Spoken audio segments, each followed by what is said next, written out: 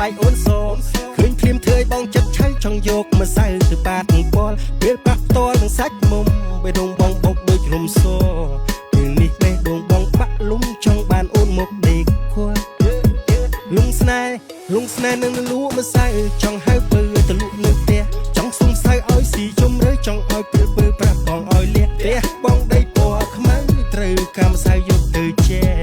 បើពីពើអូននាងព្រមតបទៅយើងរូតរះណាជួបរូបស្រីស្នេហ៍បងរៀងឆៅបងសង្ឃឹមថាពើมึงគិតថាបងព្រៀងបងប្រស្មោះជាកំឡោះទីក្រុងមុខភ័យសម្ដីលយព្រោះតែបងអ្នកចម្រៀងចេញនៅសំនៀងពេលដែលកាន់មេក្រូ flow ហូរដូចទឹកអើនត្រង់ដាក់ទៀងឈៀងចូលលេងព្រោះតែឃើញអូន shoot my feeling good ដូចត្រូវទឹកភ្លៀងបងគិតថារកឃើញគូហើយដឹងទេត្រានត្រៃថាជាអ្នកណាអរណអើយខ្ញុំរកឃើញគូហើយម៉ែឲ្យគេអ្នកលួមកសាយឆ្នាំនេះគ្មានអ្នកណាល្អដូចទៀលពៅផុតចូលឆ្នាំទៅបងនាំម៉ែអើចូលស្ដីថាចូលស្ដី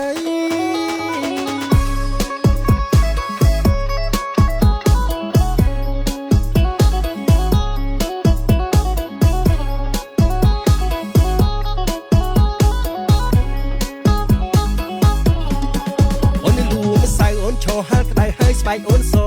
ឃើញភ្លាមធ្វើឲ្យបងចិត្តឆៅចង់យកមកសៅទៅបាតពលពេលប៉ះផ្ទាល់នឹងសាច់មុំបេះដូងបងបុកដូចរំសពេលនេះបេះដូងបងបាក់លុំចង់បានអូនមកដេកខួរលុងស្នេហ៍នឹងលក់មកសៅចង់ហៅពើទៅលក់នៅផ្ទះចង់សុំសៅឲ្យស៊ីជុំរើចង់ឲ្យពេលពើប្រាប់បងឲ្យលះផ្ទះបងដីពណ៌ខ្មៅត្រូវកម្មសៅយកទៅជែបើពីពើអូននាងព្រមតបទៅយើងរូតរះណា